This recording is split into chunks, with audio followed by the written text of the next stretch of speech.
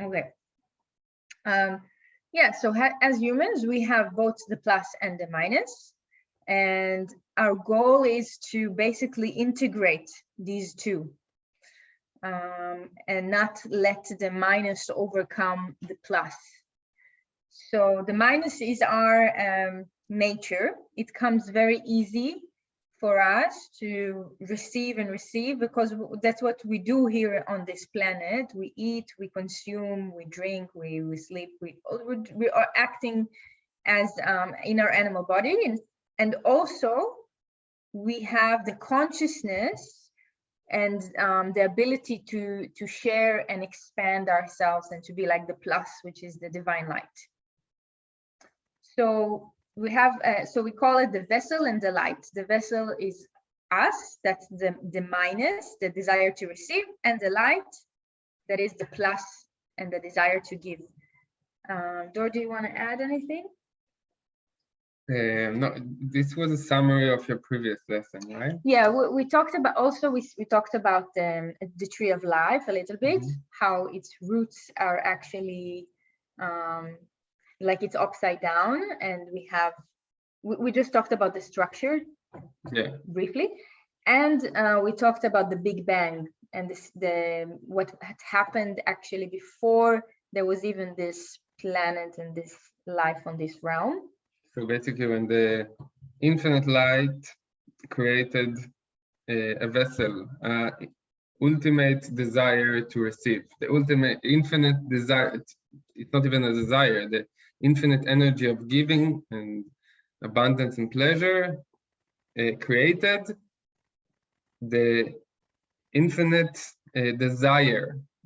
It's basically the vessel is desire. That's what they say in Kabbalah. That everything here in this realm, all the vessels, us as human being, or even an object, an animal, and a stone is a vessel, and it has a desire. So human has some creatures, some part of the creation, which is one big desire, has more desire than others. You know, plants has some desire for sun, for water, for when they don't get it, they climb, they do some stuff, but it's a basic desire. Some animals have bigger desires. They want more. They eat more. Some animals even have desire to gossip, not to gossip, to know about, like they have social desires. They have, yeah, it's kind of different level of desires. Yeah, what I'm writing here, as you can see, is just the words in Hebrew for ratzon, which is desire, and created, which is notzar. So desire is actually connected to creativity. So whenever we have a desire, we create something, and it's not by chance. The Hebrew language always will have, if a word have the same letters in a different order, then there is a deeper meaning to that. So we can see an example here. Yeah, so desire is a tone in Hebrew, and created is notzar. Everything that is created, every change in this world starts from a desire for something. Some say, like there's a famous saying, that the engine of the change is the desire. Yeah, and so when a desire is only about oneself, when we only have a desire for receiving pleasure, for our own good, wanting to have more and more and more and more, like without, and with the constant need or greed or, you know, like self-indulgence, then that's a situation that is potentially harmful for us. Even though we're built for desire and for receiving, we have to overcome that gravity force that is telling us only to receive, and learn how to properly give as well. So when we are only in the desire to receive, it's called Ra. Ra in Hebrew is basically bad. It's bad, but it's actually an initials. It's probably not everyone. It's not like the official initials. Yeah, it's Kabbalah's version. Yeah. That it's initials for Ratzon Atzmi, which means self-desire.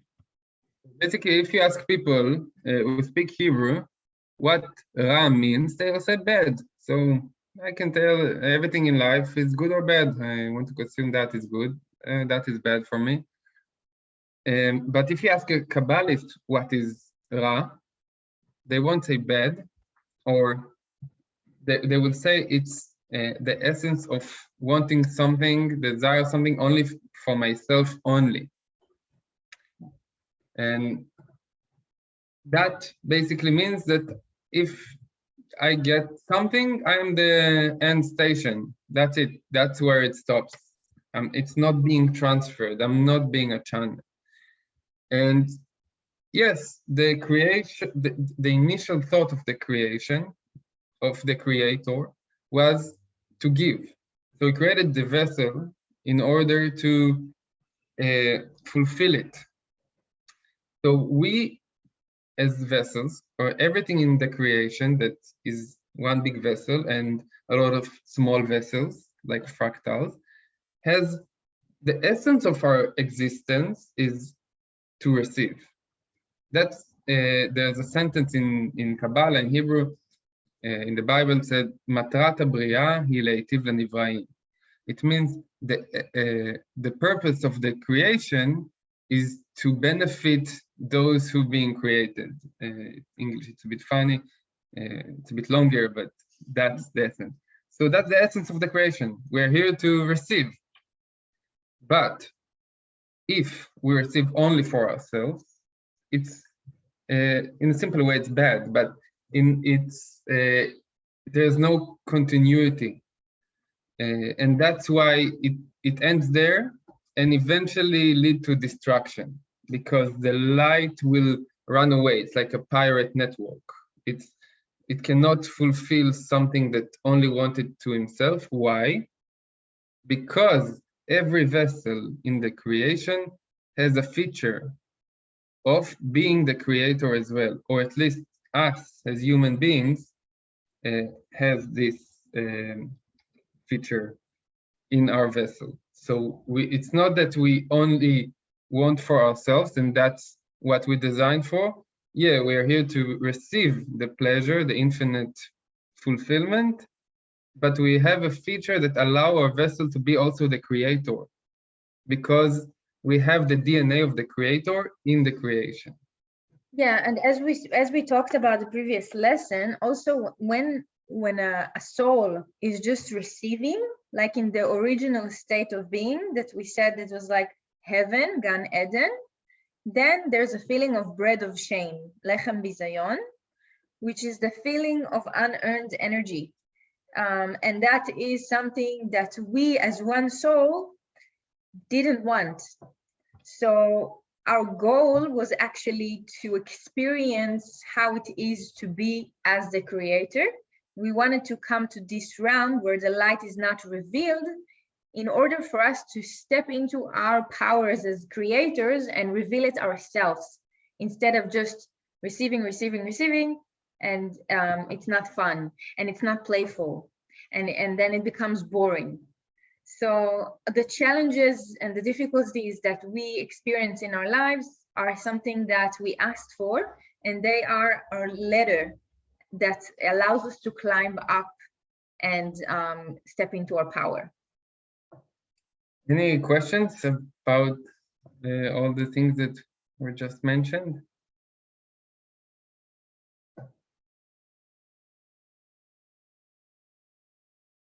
No question. All right. I hope you're there. They didn't fall asleep.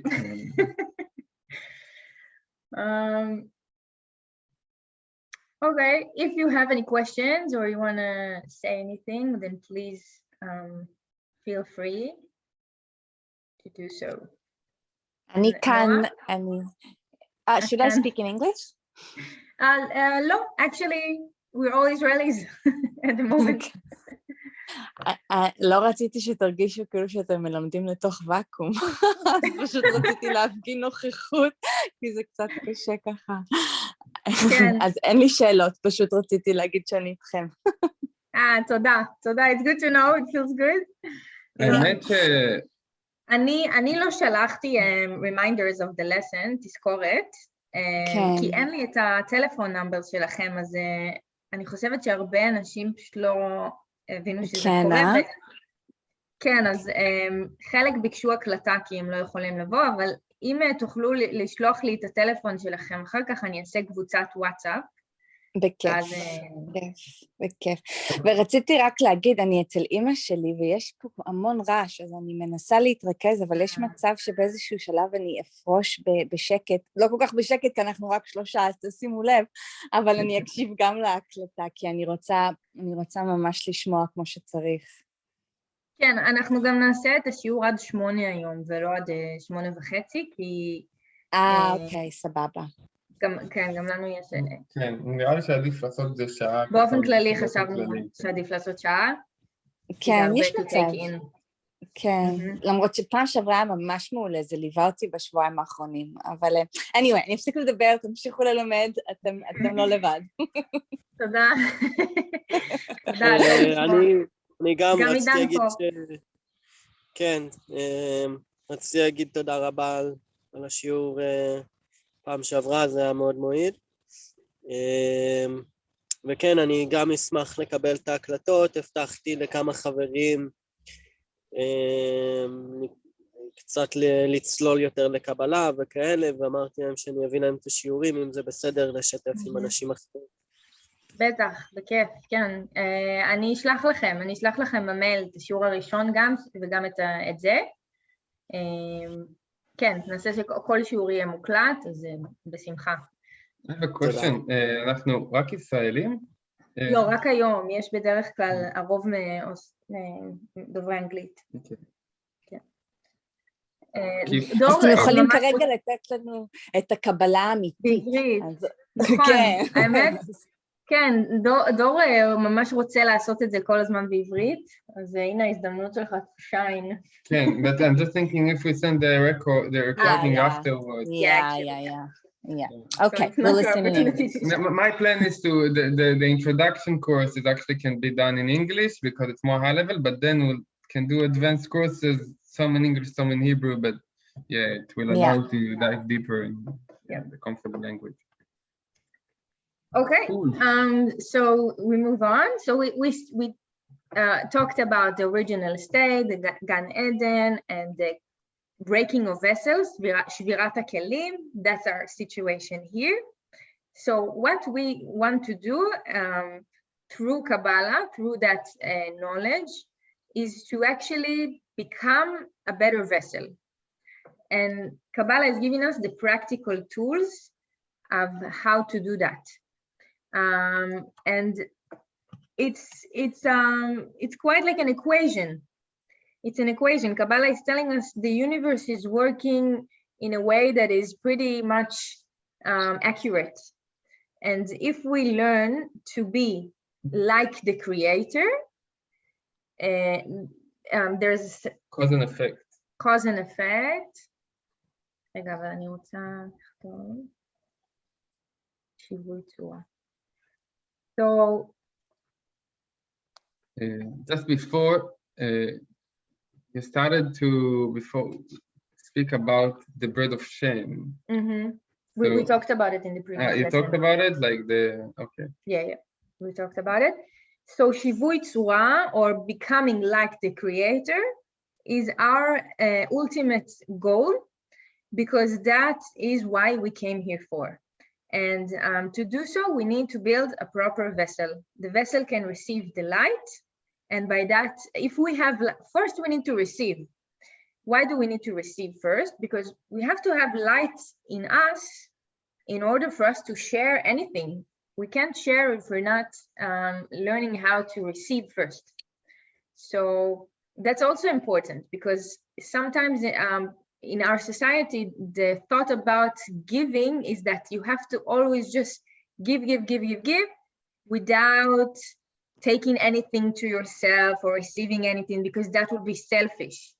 So Kabbalah, like the name Kabbalah, is actually telling us, learn how to receive as well. Receive the light so you can have something to share. And it's not egoistic if you're doing it from the right reasons. So we talked about the law, Shivut Torah in English is the law of attraction, I would say. Yeah, the law of attraction. You can write it in the text. So can you please like make it more sharper? Like, what do you mean Shinui Tzura means the law of attraction? Mm-hmm. The law of attraction. So it's like it's a law in physics, in physica. It's Domeh Moshech Domeh. So if we want to be like the creator, because we know that it's the way to get more light in our life. Light, as we said, it's energy, it's abundance, it's the feeling of fulfillment, it's just joy, it's bliss.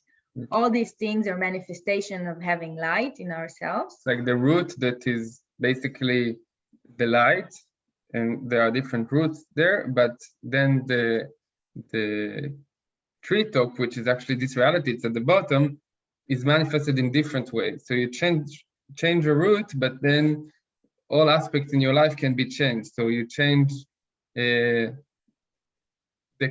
your concept or consciousness about boundaries, and then in all aspects in your life, you suddenly can start see how you relate to boundaries better in finance, with your family, with your friends, in work, that kind of thing. So the work we do is at the root level.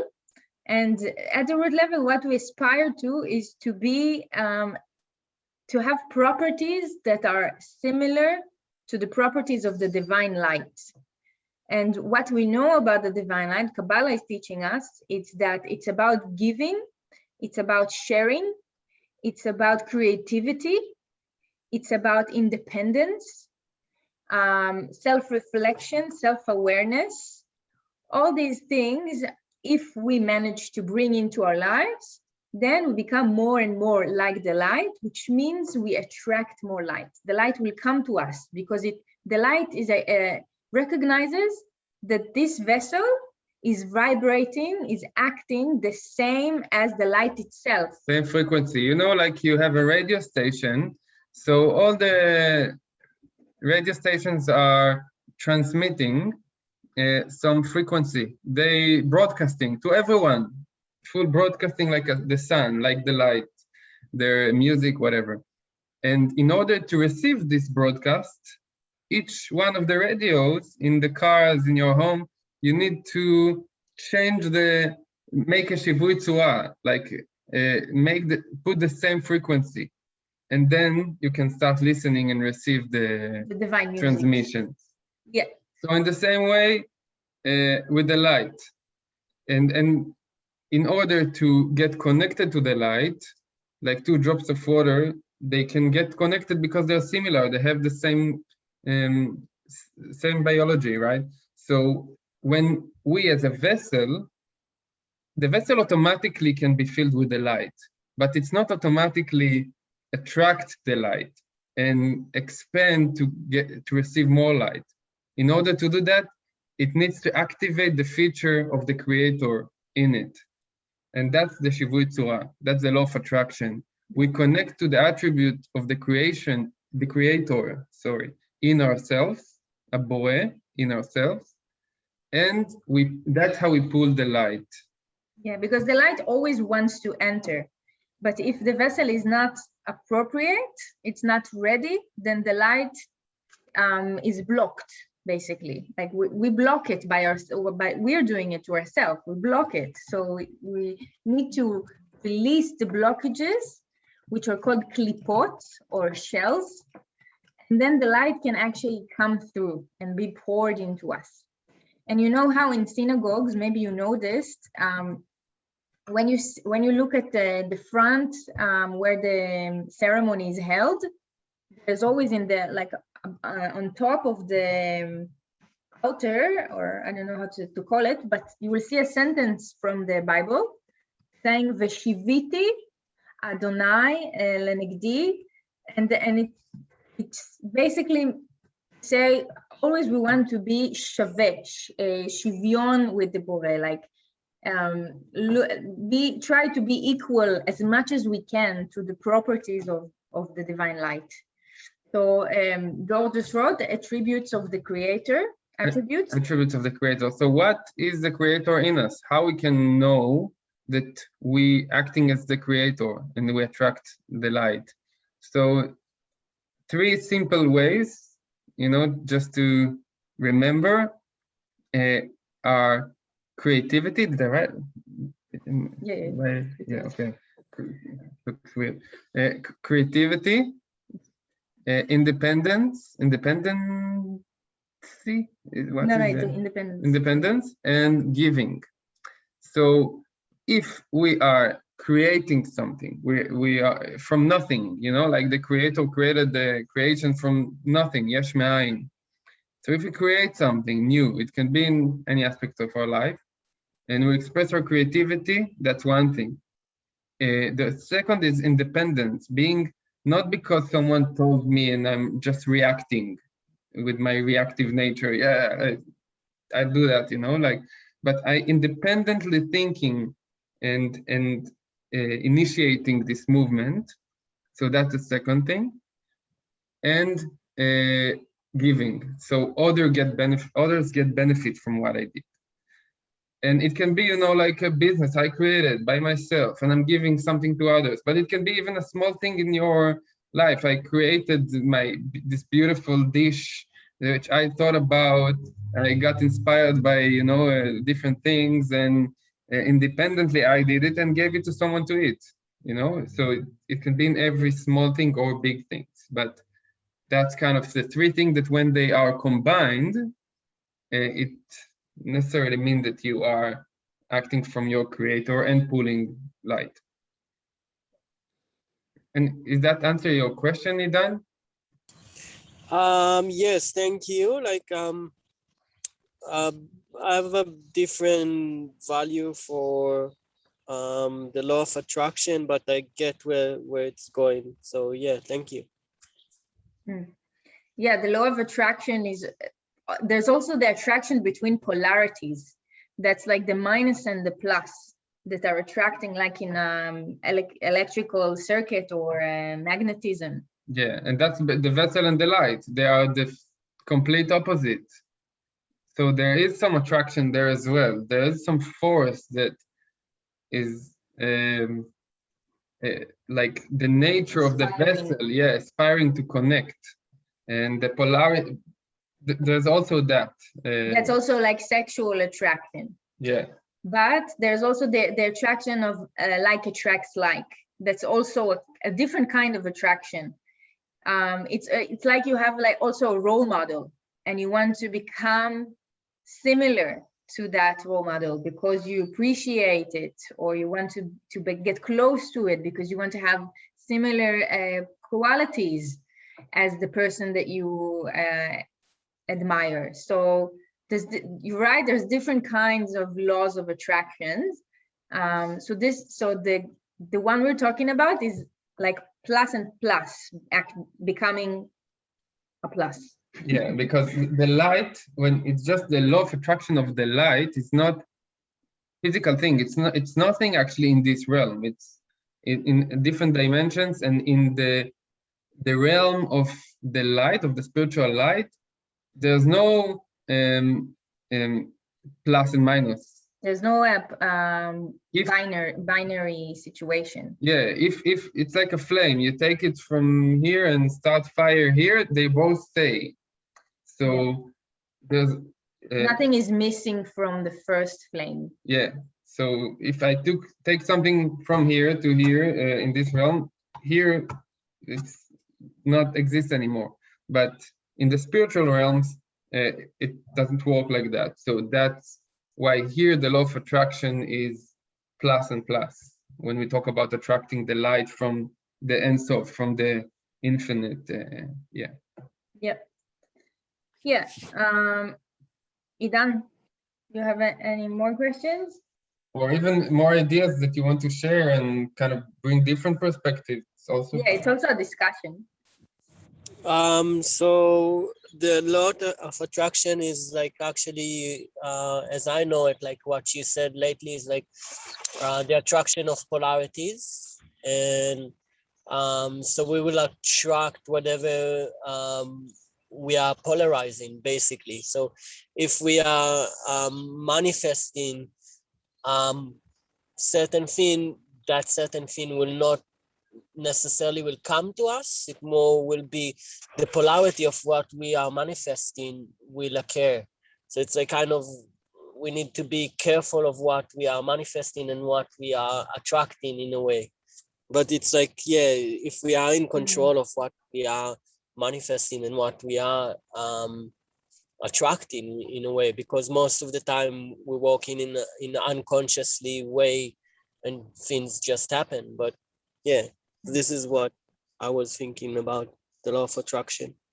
Yeah, definitely. And there will be aspects of the law of attraction. It's different name in Kabbalah, but the polarities and how they attract in this realm. And that's actually, you're very much right in the manifestation process. But here it's the attraction is, again, like we said before, from the divine, where there is no plus and minus. So yeah, we'll clarify that more. Yeah, there's a different attraction styles, and we'll learn about them more and more. And yeah, thank you for that insight. It's correct. There are different different aspects to attraction. So we will learn today also about the reactive nature. The reactive nature is that a part in us, in Kabbalah, some streams in Kabbalah call it the opponent, which is basically like the Satan, the Sitra Achra, we say in Aramaic, which means the other side. So that Satan is not an evil creature, demon that is just, you know, conspiring to do, well, it is in a way, but it's basically a force that's operating within us. And it's that force that is telling us that we are not the creator, basically. So it's the opposite of creator consciousness. And this is why it's very hard to be in the Shivui Tzura, to be like God or like the divine, because we always have that force in us, which is telling us a different story. It's like the devil and the angel on each shoulder. So the reactive nature, how the way it operates is, if we can say there's like two banks. One bank is Satan, we call it. And the other bank is divine light. So this is light, and this is Satan.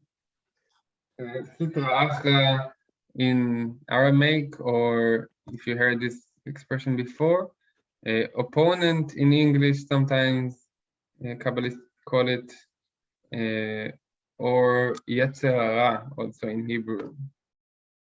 Yetzer Hara, Yetzer HaRatzon Atzmi. Would you call it an ego? Yes, definitely ego as well, yeah. It's definitely related to the ego. The ego is the part in ourselves that is being activated by this force, which is, this force is a bit more universal, like touch all the vessels in a way. But yes, they are very connected.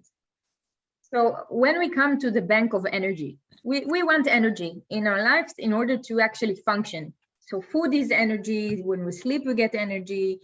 Everything we do is to get energy, basically, and that's our basic food for living at this realm. And we have both, we have different ways to get energy.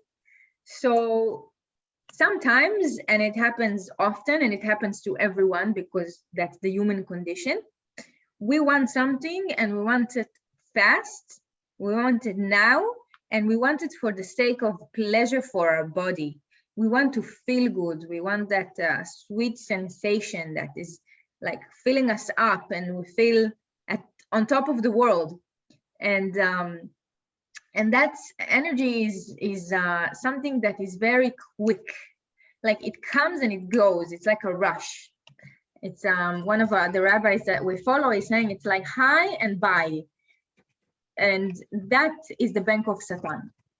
So it's a very, very tempting place to go to, because it's like almost whispering in your ear, come to me, I have all you want, do as I say and you'll be so pleased, and like eat that chocolate, you want that chocolate. Like it's very available, and it's easy to go there because it goes with like the body.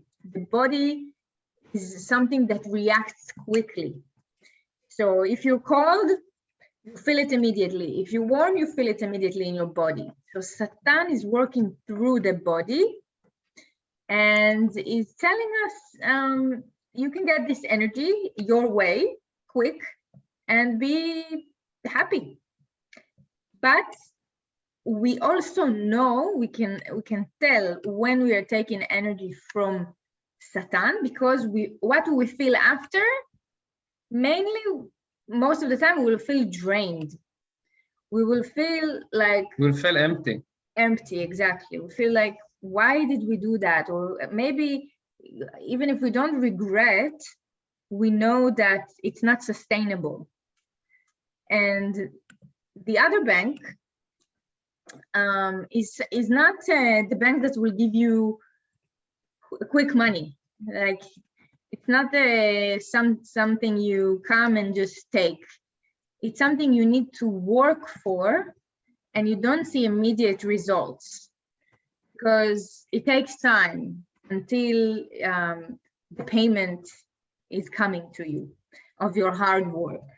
And that could be too much of an effort. That could be like, I can't bother just doing everything in that right way. Like you're on a diet or you're trying to get fit, and it's really an effort. It takes time until you see results. But the energy that you will receive from going to that bank is ongoing, and it stays, and it's expanding you. It's making you better for the long run. It's making your life more harmonious.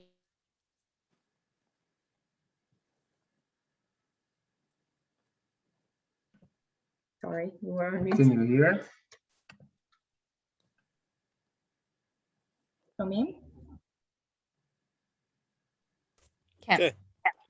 Okay. So it's a continuous bliss that we get from the bank of light. And also it's coming in unexpected ways, because like if you do the spiritual work and you're trying to build a better vessel, then sometimes it will take years even, but one day you will look at your life and you figure out, actually something shifted for the good, for the bad, for the better. I feel that what I did when I'm looking in retrospect is actually the right thing, because there's more bliss in my life. So these banks are operating differently, and at each moment we can choose which one we're taking energy from. And Satan is not there to harm us, but it's there to show us what we really want eventually. So it's like this dark angel that is helping the divine light because we need to know how it feels to be empty in order to want fulfillment. So it's like this servant of the light. And you want to add something? I just want to say that, Idan, it's actually what you mentioned before. I want something, I manifest it, and then I realized that it's the opposite from what I wanted. It's like this law of attraction of Satan. It's also an attraction, like I attract something, but then I feel empty eventually and get the opposite. So that's the difference from things that are more materialistic, egoistic in this realm, and where there's polarities, Etz Hadat, Tov V'Ra, it's called the reality of Tov V'Ra, of good and bad. And in Hebrew, it's Etz Hadat, Tov V'Ra, from the story of the Genesis. And they ate the apple, and then now there's bad and good and bad. And here, really, the law of attraction is tricky. You want something, and eventually you feel empty. While when you act like the light, you attract the light. You act from the place of Etz HaChaim, the tree of life, when there's only plus. Yep. And sorry. No, is that kind of connect to, like, make sense? Most definitely. This is what I was seeing as like the law of attraction, and of course it's also connecting to what you said. It's like there is different way of the law of attraction to work. So yeah, most definitely I understand more of that now. Thank you. Yeah.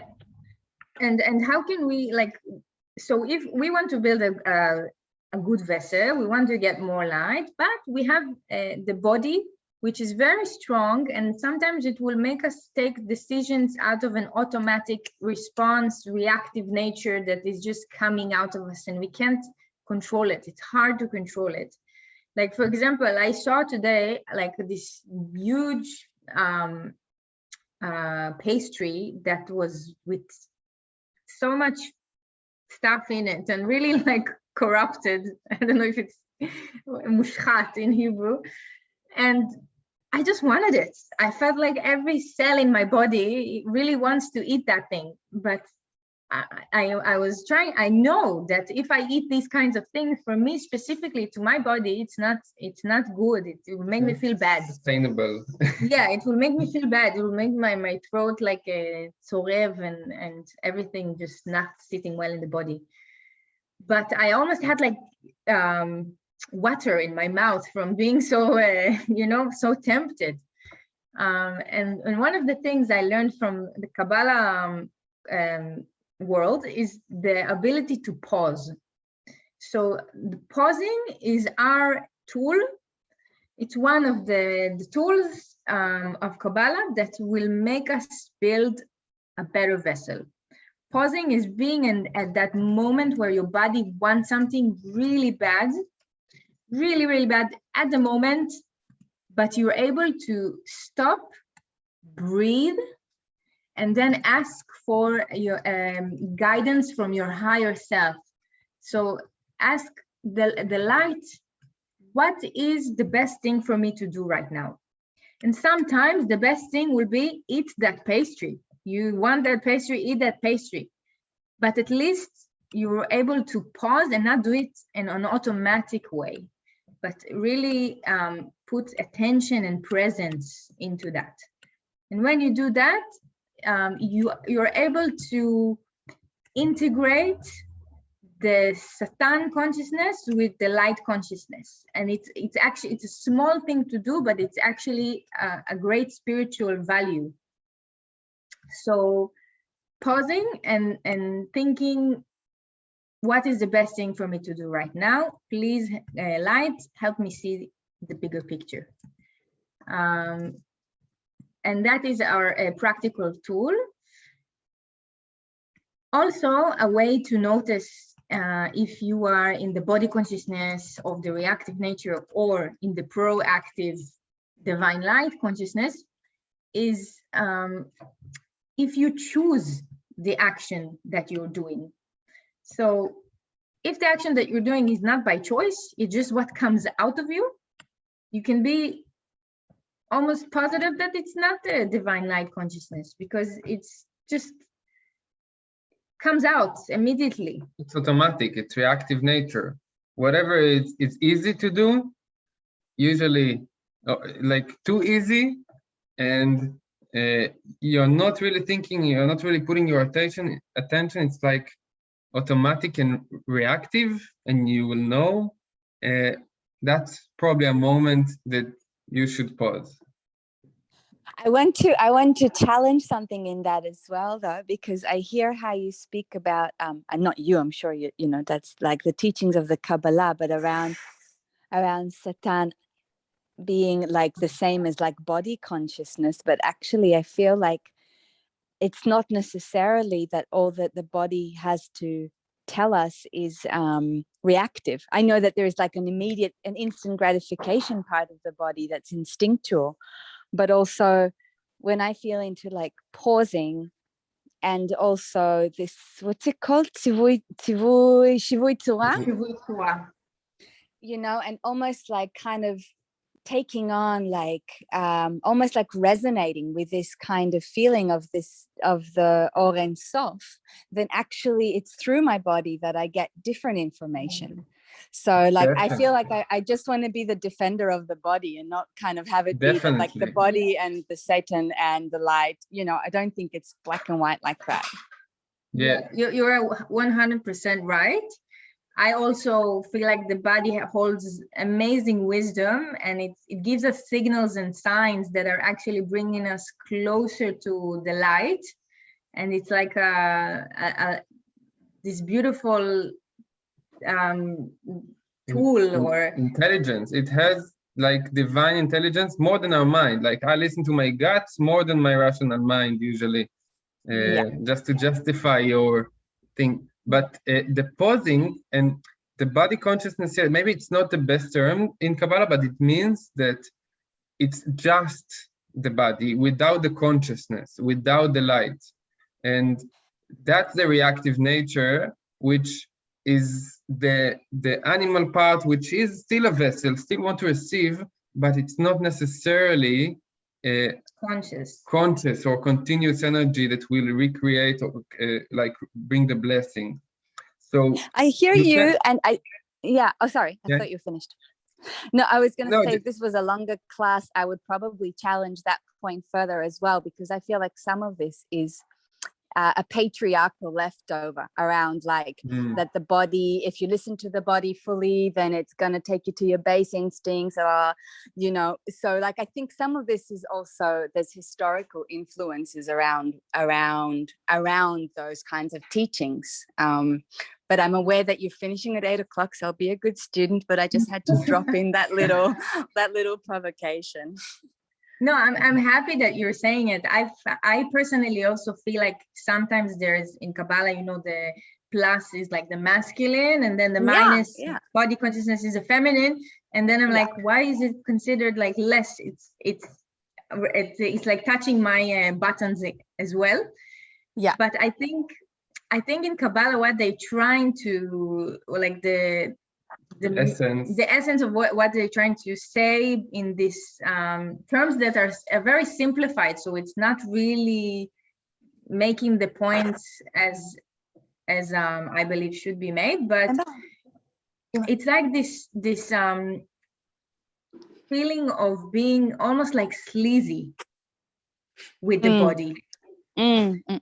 So it's not, the terms are not accurate to describe that essence, but it's the essence of like greed, that you just want to consume something in an immediate way. For yourself only. Only for like, but not even for like a good feeling that is that comes from, because also the animal body, when it wants that good feeling, it could be very conscious and very connected to the divine light. But sometimes it's just for the sake of like pure selfish, and almost like not caring energy that has no value, if it makes sense. And so the only thing is that everything is okay, like there's no judgment around eating a pastry, having different kinds of experiences, but where does it come from? Like, what's the intention? That's the questions. Like, there's no good and bad in animal body, following your animal instincts and animal body, but what's the intention? Where is it coming from? Just asking that question, just knowing it, or acknowledging that there is an importance of the consciousness you come with, is already being with the light. So sorry for interrupting. I have also a question. What about sexuality? Like, what about our pleasure? Like, so if sexuality coming from a pleasurement, or it's coming from a pure place of having babies and stuff like that? Because nowadays, obviously, we're not like having sexuality for having babies and that's all. Like, we have, at least in my experience, like there is sexuality for desire and stuff like that, and it's like eventually my intentions are pure, my energy exchange is pure, you know, like I'm getting to do that, you know, but it's not necessarily I don't know if so it's the right it's a really good example, because also Kabbalah work goes really well with sexuality and eroticism. But like, just to say for this example, it's like when Kabbalah is always saying the purpose of the world is pleasure. We need to feel pleasure. That's why we were created, in order for the essence of creation, to feel the pleasure, and sexuality is the ultimate. And sexuality is the ultimate. So imagine like a situation where there's sexual acts with no consent. That would be like Satan consciousness, or sexuality that could be wild and animalistic fully, but there is consent and communication. That will be a light consciousness. So Satan is grabbing. That's the grabbing energy. And that's what we meant in like body consciousness. It's completely correct that it's not the right term. It's too simple to describe what we really mean, but it's that grabbing energy that doesn't care. And that could be like a sexual act without consent. Doesn't even not sharing, wants it from the egoistic side only, for itself only, and not sharing the pleasure, the consent, whatever, with others in the situation. Yeah, it doesn't even see others. It's just that hunger, that hungry ghost inside that is just grabbing. Yeah, so pleasure is welcomed in Kabbalah. Yeah, and basically we can get into this discussion. Actually, it's very interesting and deep, and there are different layers, but in a simple way, everything is okay. Whatever you do is okay. Even like ending life is okay. Even killing in some point, if you brought in the consciousness, you activated your creator in yourself and pulled the light and paused and realized, yeah, that's what is the right thing now, you know. And it can be anything, even things that considered bad. Yeah. So hopefully that makes sense. If you have any more questions, then go ahead. No, thank you. That's lovely. Thank you. Yeah, thank you. And I don't know if I have the words to articulate it yet, but something is forming around like this, also what Idan was speaking about before, like about kind of trying to clarify what the law of attraction is that we're dealing with here. And yeah, I keep feeling that it's something to do with resonance, like, you know, when we feel just even opening up to those words of like Or and Sof, and like trying to know how that feels in the body and in the heart, and feeling how that in itself brings in the energy that then is what releases the obstacles, which is what you were talking about in last class around, you know, our aim is to receive, and notice through the pauses where we have obstacles. And it seems like there's something in that process where the light is what allows the obstacles to dissolve as well. Exactly. Oh, that's beautiful. When you said it, I totally I had an image of it in my mind, and it was so beautiful. I want to empower you on that. You said the shells, the klipot, how the light is actually from the inside and the outside. We'll talk about the different aspects of the light, but actually take off the shells. And when you are connected to the light, and one of the first pages in one of the Kabbalist books that we have is like, Kabbalah is just a map. It's use it with your mind, but it's like a map. You go to the jungle with a map, you see a waterfall. Okay, I got there. Now I look at the reality, and maybe the waterfall is actually not here yet already, or maybe it looks differently. It's here, but it's not like in the map. The life, we feel them in a different way. It's like what happens in life. We need to feel everything. We need to feel reality in our body. We need to feel the light in our body, in our existence. And as we progress with the teachings, yes, with the practice, with different tools, it can be Kabbalah or any philosophy that touch the essence of the ultimate truth and the light.